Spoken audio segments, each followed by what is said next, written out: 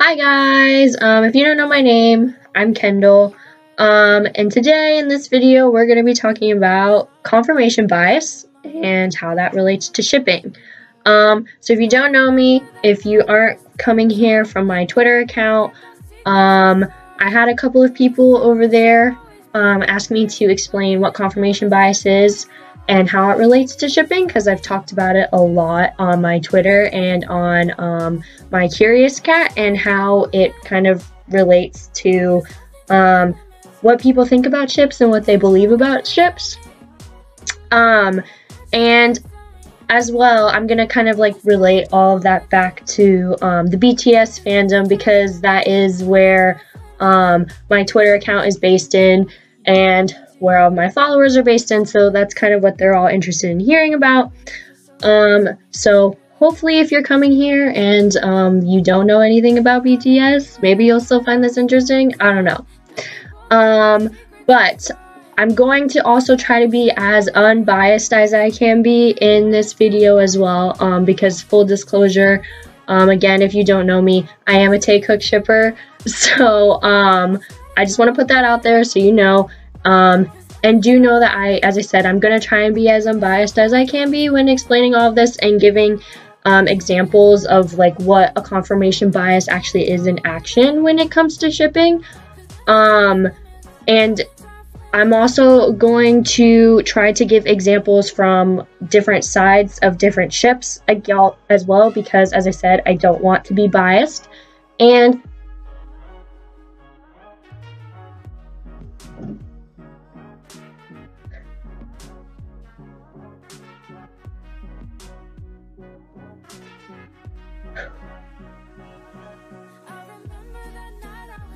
someone was in the living room. I hope they didn't hear me. Anyways, starting over. Alright. I'm gonna try and give examples of what confirmation bias looks like in different kinds of ships too, because as I said, I want to be as unbiased as possible. And all shippers do it. No one is completely innocent of this. Everybody has people who perpetuate this in different ways, and as I said, I'll give you examples of what those ways are. So hopefully I'll explain everything well to you guys so you can understand, and you'll find this interesting, and it'll be helpful for you in the future to actually be able to recognize what confirmation bias actually looks like and how it appears within shipping, so you can just kind of be more educated for yourself and be a more educated and a logical shipper, because we need more of those. So first, I'm going to define for you guys what confirmation bias actually is and give you some real life examples of what it might look like, so that way you can kind of understand it first at its basis before I go into the shipping aspect of it. And I want you guys to know that I'm not just like looking this stuff up on the internet and then trying to like be an expert on it or anything like that. I am studying psychology in school. I'm in my third year of college. I'm an undergraduate, so I haven't graduated yet. But this is something that we talk about a lot in the field of psychology, because it is considered to be a psychological phenomenon. So I do know what I'm talking about, just to give you that reassurance. But at first, I'm going to define for you guys what confirmation bias is, and I have a definition from like the actual internet, because I feel like that's the most succinct way to give you guys a definition, because I will probably just overcomplicate it, because that's what I do. But they actually define confirmation bias, and this is just pulled from Google, as the tendency to interpret new evidence as confirmation of one's existing beliefs or theories. So what does that actually mean, and what does that look like is the question. So the best example that I can give for confirmation bias in action in real life, in a familiar way that a lot of you will probably understand and recognize, and I might offend some of you when I say this, but I'm not trying to be offensive, but the best example that I can give is of religion. Because, for example, as I said, confirmation bias rests on taking evidence and using it to confirm theories that you already have. So a lot of people believe in a religion of some sort, whether or not it's Christianity or Islam or Judaism or whatever it is. But at its basis, religion really has no concrete evidence that supports it, None of us are going to meet God in this lifetime, for example. You only do that once you die. So, according to the Bible, for example. So there's no way for any of us living here on earth to have 100% confidence in the fact that a God or a creator actually exists. None of us will ever know for sure while we're living on this earth if a heaven or a hell exists. We just kind of have to believe it because we believe it, and that's what, we are told in the Bible or by various religious leaders, for example. And so people will kind of interpret evidence that's not necessarily actually evidence of a creator existing and use it to kind of solidify their own beliefs. So for example, like something I heard all the time growing up in my family, because a lot of people in my family are very Christian, is that, nature, the earth is the example of a God existing. Because how could we be here? How could all of these things exist, all of these animals exist, if there wasn't a creator somewhere out there? But again, we don't have concrete evidence of a God actually existing. We just have word of mouth and passed down sort of stories to kind of go off of. But people will take things like nature, which don't necessarily have any correlation to an actual God existing, and use that to confirm the belief that they already have that a God does exist. Does that make sense? I hope it makes sense. That's the best way I can think of to explain what a confirmation bias actually is. Another way to kind of look at it is there's actually a lot of this present in politics, for example, like Fox News versus CNN, for example. Fox News leans more conservative. CNN leans more liberal here in the United States. And because of that, conservatives tend to watch Fox News, liberals tend to watch CNN. And they do that because they know that those networks are going to specifically cater and have stories on them that already align with their own previously held political beliefs. You would never catch a liberal watching CNN, which is geared towards Republicans because they aren't Republicans and they don't agree with anything that's probably being said on Fox News. And you're never going to see a Republican watch CNN because CNN caters to Democrats and they're probably not going to be saying anything on there that they actually agree with. Is that necessarily healthy or like a good way to look at politics and to be a person who is well versed in all different, sides of issues and things like that? No, but that's what we as human beings do, and that's kind of just the way that we are. It's a natural and an innate thing within us to do that sort of thing, which is why it is considered a psychological phenomenon, and one that I personally believe is really important that people are aware of, so that you know when you're being presented with it, so that you yourself can kind of draw yourself out of it and be a logical person who is able to think on their own about all sides of an issue and not just believe something blindly because it already confirms what you believe in. So how does that relate to shipping, right? That seems like a really heavy and complicated sort of mechanism to actually apply to something that seems to be as frivolous as shipping. But it's not. You see it all the time. And the reason that I want to try to explain what it is so that people will see it and we will stop having so many people who just blindly believe things in this fandom, because it's a huge problem and it's what causes a lot of discord that's just so unnecessary and so illogical at its basis, and I just don't want to see it anymore. So I want to try and tell people what this is so you all can also be more educated and just protect yourself from ever being clowned and things like that. So as it applies to shipping, I think probably the biggest offender of creating confirmation bias is analysis videos. And as I said, every ship has them. There's no ship out there, I think, that probably does not have an analysis video for it. I mean, I haven't checked, but if I had to take a guess, I would guess that for probably every, there's 21 BTS ships. For probably all 21, there's at least one analysis video that exists. And the reason that I say analysis videos kind of create confirmation bias is because they either make really baseless assumptions based on things that we can only assume and things that cannot be confirmed by the footage that these people are pulling their assumptions from, or they kind of do these little tricks and, you know, fancy things with editing to kind of try to influence the mood of a video, for example.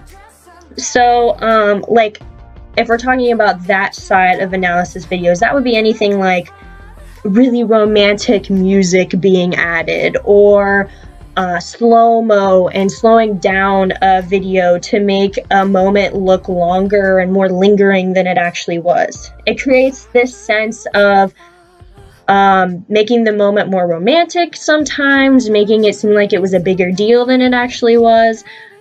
So in general, you have to be really careful that you've actually seen the real footage of a video for yourself so that you know it's not being exaggerated to kind of create this atmosphere that wasn't actually there.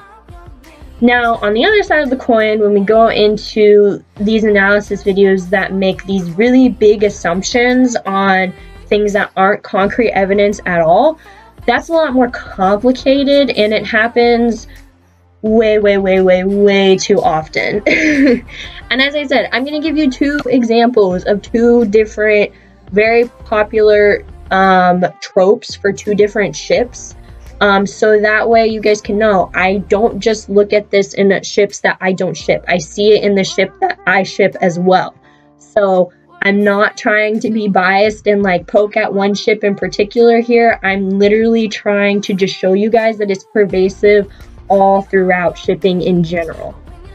So the first example that I'm going to give you guys is of the incredibly popular but oh so horrible analysis of the Osaka V Live that Taeyoung did, I don't know, probably like 2 years ago now at this point, in which he went to Jungkook's hotel room, hung out with him for a little bit, and then left. That's literally what happened in the V Live.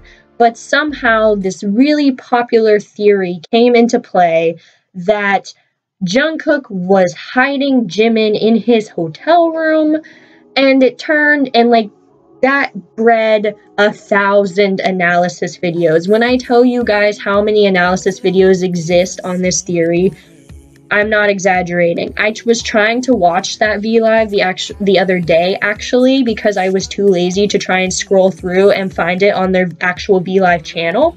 So I searched it on YouTube to try and see if anybody had uploaded it there, and literally the only thing that would come up were those stupid analysis videos. And I've watched like 5 minutes of one of them because I'm a masochist and I wanted to try and see why this was such a popular theory, because I couldn't understand it. Because as I said, I've seen the V Live before. There's nothing within it to suggest that what a lot of Jikook shippers are saying happened in it actually happened. They claim that, I think I've seen them say that Jimin was either hiding under the bed or he was hiding in the bathroom. I don't know. I don't pay too much attention to it, to be honest. But as I've said, there's not actually anything in the V Live that suggests that he was there. Literally, there's more evidence to point to the fact that he wasn't there. Like, take for example the fact that Jungkook gave Taeyoung his hotel room. Why would he give him his hotel room number if he was gonna have sexy times with Jimin? Like, how does that make sense? But there's this whole analysis that was created around this V Live about how you could, like, I don't know, hear Jimin's voice at one point, I think. There was something about how Taeyoung left at the end because Jungkook was trying to signal to him that Jimin was there, and him saying he was going to go visit Jimin was just like a decoy to make it seem like Jimin wasn't actually in the room with them. It's pretty insane. And as I said, there's nothing in the V Live that actually suggests that that's what was going on. But because Jikook shippers created the analysis videos specifically to cater to other Jikook shippers who already have the assumption that, or the belief that Jikook is in fact real, that Jungkook and Jimin are in fact in a romantic relationship in real life, they were able to convince all of these people that that's what actually happened, because they were just confirming what these people already believe. They already believed that Jikook is real, so you can say whatever you want to confirm that, and people who already have that belief, who don't take the time to look at actual evidence, who don't take the time to step back and use logic, they're just gonna believe you no matter what you say. You can literally make anything like that up based on assumptions, based on behavior, and just kind of throw it out there and people will roll with it. There's another really great example of a super popular trope in Taekook shippers that Taekook shippers love to continue this theory, even though it's like the worst thing ever and I wish it would die in a hole on fire, stomped into the ground. And that's the fact that Jungkook is jealous literally anytime that Taeyoung breathes next to another human being, whether it's like male or female. People love to create analysis videos on this trope. And really what they do is kind of the same thing as what I just said people do with the Jikook analysis. They take moments out of context, they make assumptions that are baseless, because we don't know what was going through Jungkook's head at the moment of when you are claiming he was supposedly jealous. We don't know what emotions he was feeling at that time, but because you frame the situation that way and you frame it as being a jealous moment, people who already buy into that theory and buy into this like huge jealous monster being a part of Jungkook's personality are going to believe you no matter what the evidence says, no matter if the evidence says the complete opposite. Keep hearing people. I don't want to. Okay. And that's the problem with analysis videos, is they lead people astray. People don't fact check things before they actually buy into them and believe them. And it creates a lot of discord within the fandom. It creates just a lot of issues, and it creates these shippers who just blindly believe anything, who will literally buy into anything that anyone says because they have all of these theories bombarding them, which are telling them that their ship is the one that's real, regardless of what the actual evidence tells them otherwise. There's also like lip reading type things which do the same exact thing, where people will take video where you can't actually hear the audio of what's being said between, you know, whatever two members are in the video, and they will add subtitles on top and be like, oh yes, with my lip reading skills I can tell you exactly what they were talking about in this moment, and they were talking about having sex. And people will just believe it because it's out there, especially if the person says that they're Korean. I know for a fact that there have been people in the past in the fandom. I'm sorry. I keep hearing people moving out there, and I don't want my family to hear me doing this. Anyways, I know for a fact that there have been people in the fandom in the past who have like claimed to be Korean and have claimed to be translators for things, like for content and things like that. And then they actually get exposed and it turns out they're not Korean and they've been like just making shit up or looking up things off of Google Translate. So again, you can't even believe that sort of thing. You have to fact check everything. And one kind of mantra that I like to go by when it comes to shipping is that the simplest and most logical answer to a situation or a moment is probably the one that makes the most sense and is probably the one that's actually correct. Basically Occam's razor, if you think about it.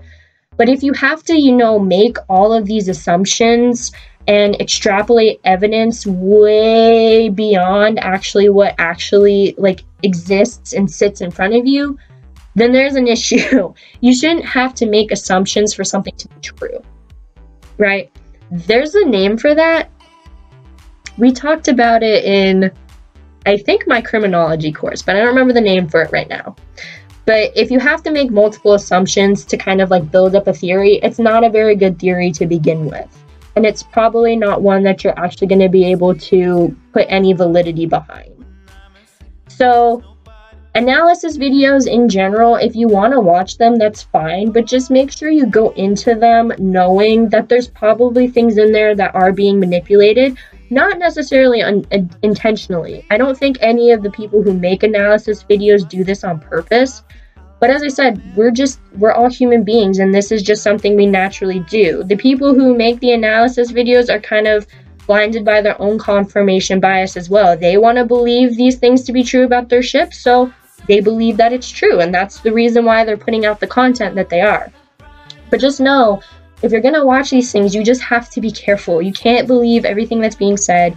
You need to take a step back and look at a moment and say, okay, in the context of what was actually going on, is this actually what happened? Even sometimes going back to the original source videos and looking at whatever clip was taken out of that video, looking at it in context sometimes helps a lot as well. Personally, I don't really watch analysis videos. There's very few that I actually enjoy and don't get annoyed by. But in general, I recommend watching ones that just are presenting you moments and sticking with the facts. As I said before, if the person is claiming to be able to read body language and make assumptions based off of things like that, it's not reliable. So you just want to stick to things that are just there. You can see them. You know, that's actually what happened. You don't have to assume that the person was in a certain mindset for this thing to have occurred. You know, things like that. So I think I've talked about this long enough now, but I hope that was helpful for you guys. I hope it was interesting as well. I hope I didn't over-explain everything and that I was pretty clear on all of what I was saying. So yeah, if you guys ever have any questions about things like this, come ask me on my Twitter. Ask me on my Curious Cat. I'm always more than happy to give answers and to talk about Taekook with you guys, because we love Taekook in this household. If you guys ever want me to make other videos like this on different topics, I would totally be down for doing that. I just would need ideas, but hopefully you guys enjoyed this. Hopefully, as I said, it was informative and enjoyable. If you could leave comments, that would be cool too, so I can know if you guys actually enjoyed this. If you're gonna leave a hate comment, don't bother, because I don't got time for assholes. But yeah, bye guys.